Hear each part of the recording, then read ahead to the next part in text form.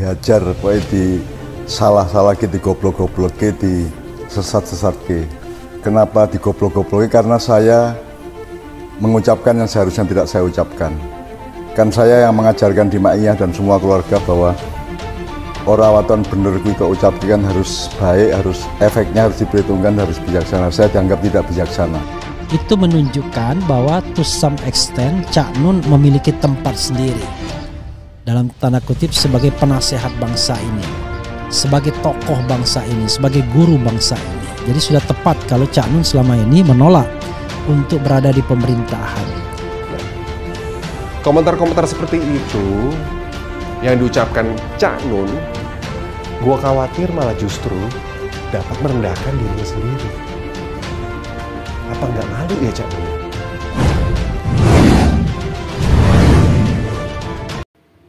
Demi bela Cendana, Cak Nun rela turun ke level Fadlizon.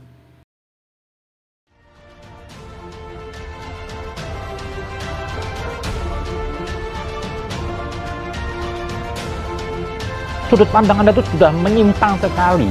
Anda seperti nggak adil di sini. Anda seperti ada sesuatu hal, atau mungkin Anda hutang budi, Anda digerakkan orang untuk melawan Jokowi. Yang saya lihat background Anda ini sebelumnya, Anda punya kedekatan dengan Soeharto. Atau mungkin karena Anda dulu pernah mendapat sesuatu hal dari imbalan dari Cendana, dari Soeharto, akhirnya Anda tuh tidak objektif. Di dalam websitenya tertera dengan jelas MH Ainun Najib Official Website. Jadi ini adalah website official dari Cak Nun yang dikelola oleh beliau dan timnya.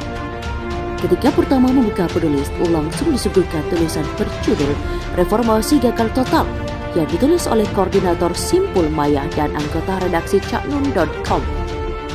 Apakah ini mewakili pandangan Cak Nun? Tampaknya iya jika kita mengaku pada websitenya. Apalagi artikel yang menceritakan tentang kegagalan reformasi tersebut dibuat oleh koordinator Simpul Maya, sebuah acara yang sering diadakan oleh Cak Nun untuk membahas pemikiran-pemikiran beliau. Penulis merasa ironi dengan artikel yang penulis baca di laman caknun.com, karena ternyata di era reformasi yang dibilang gagal, beliau bisa mana-mana saja mengkritik tentang pemindahan ibu kota kepada Jokowi yang saat masa kampanye beliau anggap sebagai kacung sehingga tidak bersedia Jokowi panggil ke istana. Jadi fakta pertama yang kita dapatkan adalah Cak Nun ini orang yang dekat dengan Soeharto, sehingga beliau mau dipanggil ke istana pada era Soeharto, sedangkan saat era Jokowi beliau tidak sudi. Fakta kedua yang harus diketahui tentang Cak Nun, beliau sebenarnya adalah kampret yang menjalankan politik kamikaze saat kampanye pemilihan presiden. Tidak perlu pintar untuk melihat orang yang sok netral padahal kampret. Munafik kampret ini terang benderang kok, tonton semua video beliau di YouTube. Yang bela Prabowo, ada yang bela Jokowi, tidak ada. Yang menghina Prabowo, hampir tidak ada. Yang menghina Jokowi, bejibun. Ada sih yang sok netral bilangnya Jokowi dan Prabowo bukan putra terbaik bangsa. Tapi coba perhatikan saat beliau ceramah di kandang Jokowi atau di kandang Prabowo. Kalau yang mendengar ceramah beliau jadi golput, kira-kira pendukung siapa yang bergerak banyak? Jadi tidak usah heran jika beliau mengkritik pemindahan ibu kota. Karena Cak Nun sama seperti pendukung Prabowo lainnya yang berusaha melindungi tanah Cendana di Kalimantan Timur, yang adalah tanah paling luas milik Cendana di Indonesia. Sudah pernah penulis bahas di artikel ini, penulis cantumkan sebagai sumber. Setelah sebelumnya Fahri dan Fadli, Sandiaga Uno dan Amin Rais akhirnya menyusul mengkritik pemindahan ibu kota. Dari keempat orang tersebut, 3 orang menganggap pemindahan ibu kota yang sudah jadi pembicaraan sejak zaman Soekarno ini belum melalui kajian yang mendalam. Hanya Amin Rais yang mengkritik dengan cara sara, yaitu menghubungkan rencana pemindahan ibu kota dengan Cina. Pertanyaannya, seperti apakah kritikan Cak Nun terhadap pemindahan ibu kota ini? Pertanyaannya, seperti apa kritikan Cak Nun terhadap pemindahan ibu kota ini?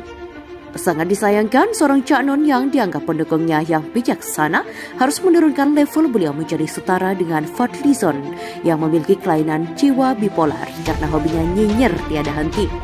Dilansir suara.com, Cak Nun berkata, "Maka jangan seenaknya, tanya dulu ke rakyat kalau mau bertindak. Jangan cuma bergaya pencitraan terus, tanya dulu kalau ada apa-apa. Mau pindahin orang segitu banyaknya, tanya dulu, bikin diskusi publik. tanya ke Universitas Forum Rektor. Di setiap kampus disuruh diskusi, tanya ke masjid-masjid, ke gereja-gereja, imbuhnya. Komentar penulis tidak ada undang-undangnya. Presiden dalam mengambil keputusan harus tanya dulu kepada begitu banyak orang, mulai dari orang-orang di Universitas Forum Rektor hingga tempat ibadah ditanyai tentang rencana pemindahan ibu kota. Apalagi soal pemindahan ini sudah jadi pembahasan sejak era Soekarno dan baru Jokowi yang berani eksekusi.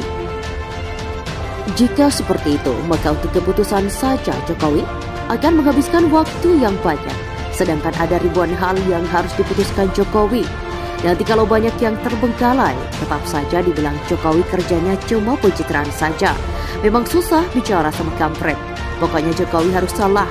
Jokowi cukup berkonsultasi dengan Bappenas yang ahli dalam masalah tersebut, lalu mengeksekusi dengan pihak-pihak terkait. Jika rakyat tidak setuju, maka sampaikan aspirasinya pada DPR yang adalah wakil rakyat. Nanti akan dibahas, toh anggarannya kan harus disetujui DPR dulu, bukan? Kalau DPR juga sudah setuju, ya kenapa harus ribut? Bukankah DPR dipilih oleh rakyat sendiri? Menurutmu pindah ibu kota seperti pindah kos? Begitu banyak multi efek yang akan ditimbulkan dan harus kita hitung sematang-matangnya. Ini Republik Indonesia, bukan Singapura, bukan sebuah kecamatan. Indonesia itu luas sekali, kata Cak Nun. Komentar penulis, intinya ini sama saja dengan nyinyiran Fadlizon bahwa pemindahan ibu kota harus melalui kajian yang matang. Karena pindah ibu kota bukan seperti pindah kos. Sayang sekali kajian pemindahan ibu kota sudah jauh-jauh hari Jokowi pikirkan matang-matang.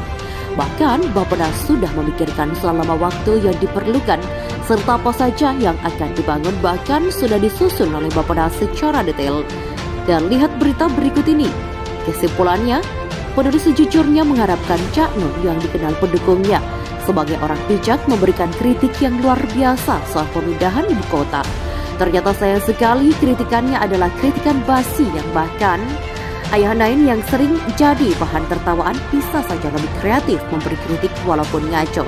Kecewa sungguh kecewa, Cak Nun harus menurunkan level intelektual beliau menjadi setara Fadlizon. Namun apa mau dikata, semua tinggal cerita hati yang luka. Begitulah kira-kira.